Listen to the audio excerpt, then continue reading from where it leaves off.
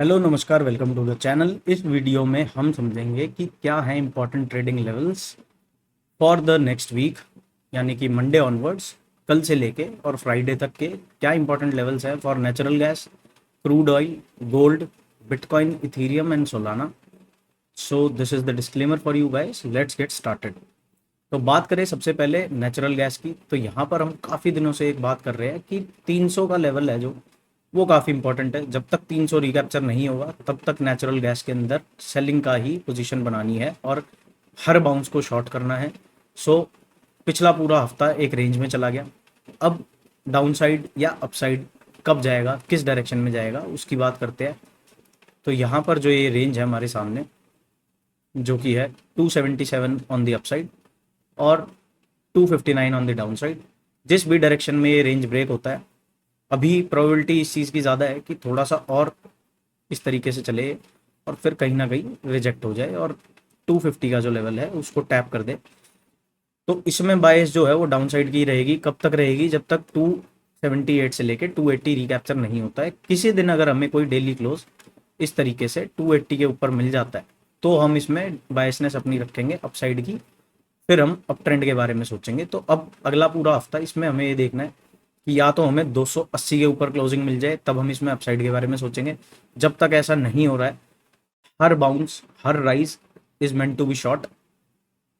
इसको सिर्फ आप पेपर ट्रेडिंग के हिसाब से लेना, रियल अकाउंट में मत ट्रेड करना, या फिर इसके सिर्फ नोट्स बना लो और देखो कि किस तरीके से चलता है और आपको लगता है कि ठीक चल रहा है एनालिसिस तो मेरे को बताओ। अब बात करते हैं क्रूड ऑयल की। क्रूड ऑयल के अंदर हमने पिछले हफ्ते एक अच्छा एक्सप्लोसिव अप मूव देखा। यहाँ पर मतलब ट्यूसडे के सेशन में अप मूव आया, वेडनेसडे के सेशन में अप मूव आया और फिर थर्सडे फ्राइडे पुल बैक गया। तो यहाँ पर जो इमीडिएट एरिया ऑफ सपोर्ट है वो 5860 के ऊपर है। 5860 के ऊपर जब तक सस्टेन कर रहा है तब तक इसकी बायसनेस अपसाइड की ही रहेगी। यहाँ पर हमें कब अग्रेसिव लॉन्ग्स बिल्ड करनी है क्रूड ऑयल के अंदर, कब करनी है? जब एटलीस्ट 6180 का लेवल अपसाइड में ब्रेक हो जाता है। इस तरीके से जब हमें कोई ब्रेकआउट मिलता है, पॉजिटिव ग्रीन कैंडल, अगर यहाँ पर हमें ग्रीन कैंडल देखने को मिलती है, इसका कलर हम कर लेते हैं ग्रीन। अगर हमें यहाँ पे कोई ग्रीन कैंडल देखने को मिलेगी तो ही हम इसके अंदर अप मूव की या फिर अपसाइड की कोई प्लानिंग करेंगे। बट अब इसमें बात करें ट्रैक्शन और ट्रेंड, अपसाइड का हो चुका है, 50% के ऊपर आपका मोमेंटम आ चुका है, स्ट्रेंथ भी किक इन हो चुकी है, 5920 to be precise and 6190 on the upside. 5920 से लेके 6190 तक रेंज बाउंड रह सकता है और 6190 के बाद हमें बड़ा मोमेंटम देखने को मिल सकता है जो क्रूड ऑयल को 6971 के लेवल तक भी ले जा सकता है। इंटरनेशनल क्रूड की बात कर लेते हैं, क्योंकि कुछ हमारे यार दोस्त भाई बंधु इंडियन मार्केट्स में क्रूड नहीं ट्रेड करते हैं और फॉरेक्स वाले ब्रोकर्स पे करते हैं। तो यहाँ पर अगर बात करें तो इमीडिएट एरिया ऑफ सपोर्ट है समवेयर अराउंड 64.768। जब तक 64.768 इंटैक्ट है तब तक अपसाइड की बायस रखनी है।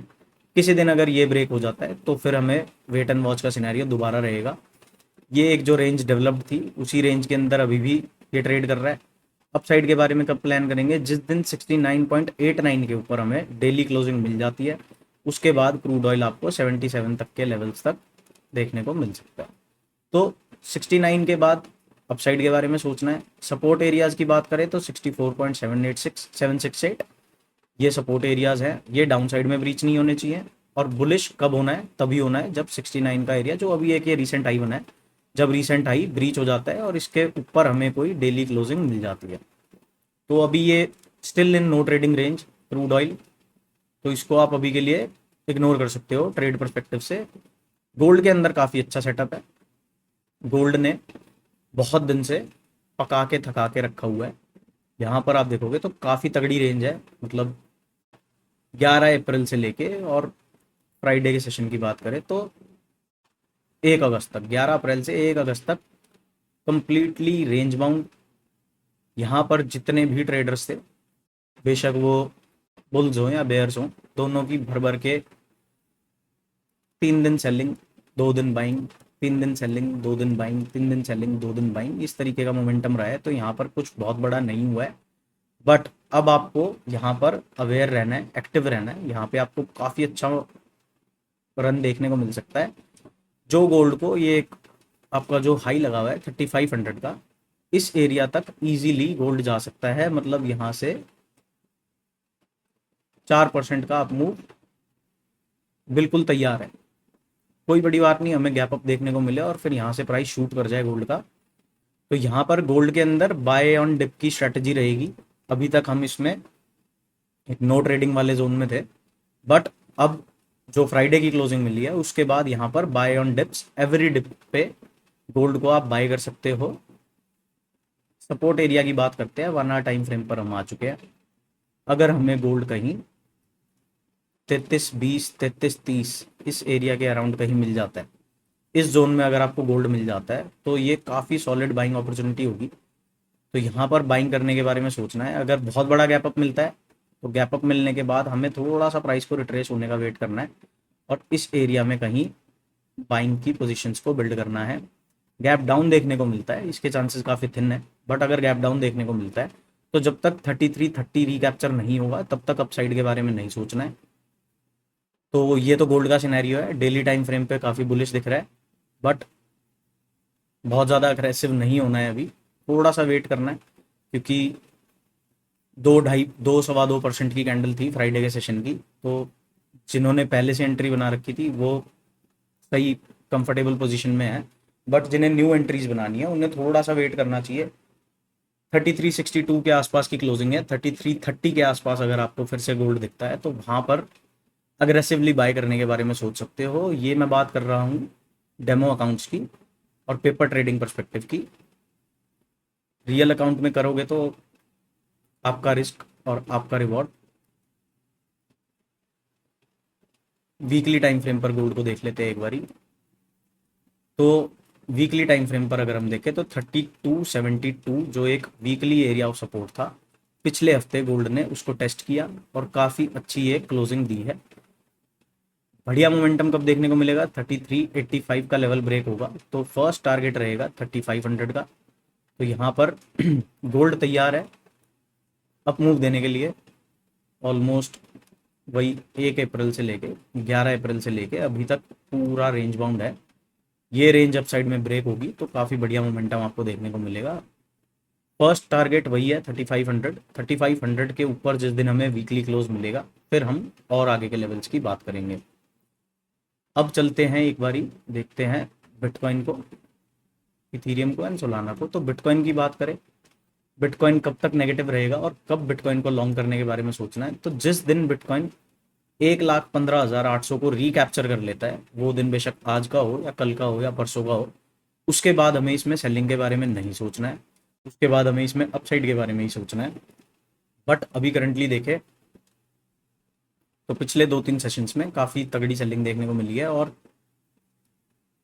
बीटीसी ने ऑलमोस्ट 5% करेक्ट किया है। अब यहाँ पर बुलिश कब होना है?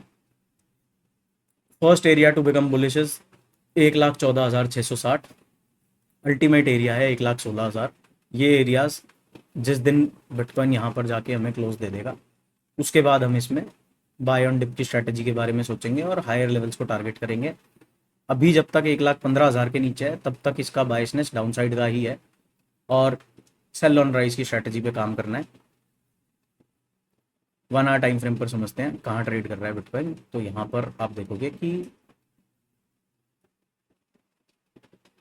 थर्सडे ऑनवर्ड्स काफ़ी बढ़िया हमें सेलिंग देखने को मिली और 1 वे डाउन साइड मोमेंटम में बिटकॉइन ने ट्रेड किया। आज के सेशन में अगर आप देखो तो एक बाउंस लिया है, रिजेक्शन समवेयर अराउंड 1,14,195।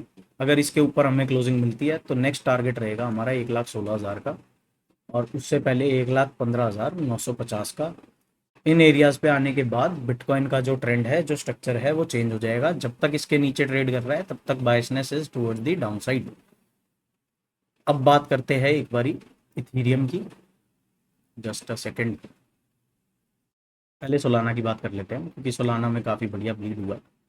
सोलाना में अगर आप देखो तो 206 का हाई बनाया पिछले महीने 206 का हाई लगाने के बाद काफ़ी बढ़िया सेलिंग। यहाँ पर हमने जिस दिन ये 206 के आसपास ट्रेड कर रहा था और ये पुल बैक चालू था, तो हमने उस दिन वीडियो में यही डिस्कस किया था कि अगर 190 के नीचे आके क्लोज दे देता है तो फिर इसमें वेट एंड वॉच का सिनेरियो रहेगा और ये लेवल्स अगर ब्रेक होंगे तो और डाउन साइड देखने को मिलेगी।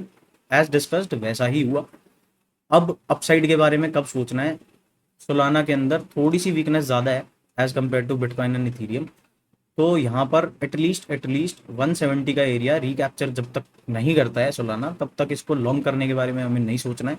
170 के ऊपर जिस दिन क्लोज दे देगा उसके बाद हम प्लान करेंगे इसमें अपसाइड के बारे में। अभी फिलहाल बात करें तो बायसनेस डाउन साइड की ही है। और immediate area of resistance and support की बात कर ले तो इमीडिएट एरिया ऑफ रेजिस्टेंस है समवेयर अराउंड 162 टू 163, और सपोर्ट की बात करें तो 158 पे काफ़ी अच्छा सपोर्ट है सोलाना के पास। ये एरिया अगर ब्रेक हो जाता है तो हमें और डाउन साइड देखने को मिलेगी और फिर सोलाना 142 के एरियाज तक इजीली जा सकता है। अब नेक्स्ट बात कर लेते हैं सोलाना इथीरियम की। इथीरियम के अंदर अगर आप देख पा रहे होगे तो इमीडिएट सपोर्ट है समवेयर अराउंड 33 34 से लेके और 3400 तक एक अच्छा सपोर्ट जोन है इथीरियम के पास। जब तक इससे ऊपर है इसका बायसनेस अपसाइड का ही रहेगा। इमीडिएट एरिया ऑफ रेजिस्टेंस की बात करें तो 3700 पे है। बात कर लेते हैं on 1 hour time frame. 1 hour time frame पर किस तरीके से areas of support and resistance placed है। तो यहाँ पर इमीडिएट रेजिस्टेंस पे सोलाना ऑलरेडी ट्रेड कर रहा है, इथीरियम ऑलरेडी ट्रेड कर रहा है 3492 3500। इसका एक अच्छा रेजिस्टेंस एरिया है। अगर इसको क्लियर करके सस्टेन कर पाता है तो नेक्स्ट टारगेट विल बी 3655। जब तक इसके नीचे है, जब तक इसके ऊपर हमें क्लोजिंग नहीं मिलती है 3500 टू बी प्रिसाइज, 3500 के ऊपर जब तक क्लोजिंग नहीं मिलेगी तब तक इसका बायसनेस डाउन साइड का ही है। डेली टाइम फ्रेम पे अगर बात करें तो डेली टाइम फ्रेम पर कल और परसों के सेशन में थर्सडे फ्राइडे एंड सैटरडे 3 दिन नेगेटिव कैंडल थी। आज एक हल्का पुल बैक चल रहा है। ये पुल बैक अगर सस्टेन हो पाता है तो वेल एंड गुड, हमें यहाँ से दोबारा से इथीरियम के अंदर रैली देखने को मिलेगी। अगर यहाँ पर ये 3390 3400 3330 वाले एरियाज अगर सस्टेन नहीं हो पाते हैं तो हमें यहाँ पर डाउन साइड देखने को मिलेगी इथीरियम के अंदर और काफ़ी बढ़िया सेलिंग देखने को मिल सकती है। तो this is all in this video. मिलते हैं नेक्स्ट वीडियो में। बाय बाय, जय श्री राम।